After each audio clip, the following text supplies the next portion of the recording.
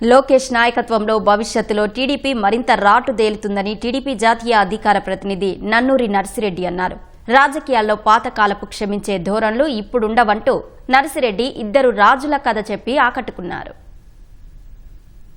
ఈ రాష్ట్రం విడిపోయిన తర్వాత కూడా ఇక్కడికి మనం ఐటీ గురించి ఆలోచిస్తే ఏఐ గురించి, క్వాంటం గురించి, ఇవాళ డేటా సెంటర్ల గురించి మనకంటే ముందు ఆలోచిస్తున్నటువంటి మీ నాయకత్వంలో ఈ రాష్ట్రం సుభిక్షంగా ఉంటుంది. ఒక చిన్న కథ ఈ రాష్ట్రంలో ఉన్నటువంటి ప్రతిపక్ష పార్టీలకు అందరికీ గుర్తు చేస్తాను.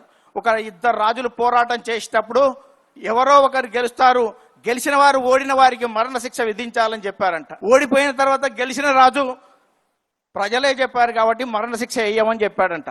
మరణశిక్ష వేసే సమయంలో ఆ తాడు తెగిపోయింది. మళ్ళా అతను ఉరిదీసేవాడు రాజుకాడికి వచ్చి, రాజా ఉరిదీసే సమయంలో తాడు తెగిపోయిందంటే వాని పాపాన వాడు పోతాడు, వాని క్షమించురా అన్నాడంట. మళ్ళీ అక్కడికి వెళ్ళాడంట. వెళ్ళి మీ రాజు ఏమన్నాడు అన్నాడంట.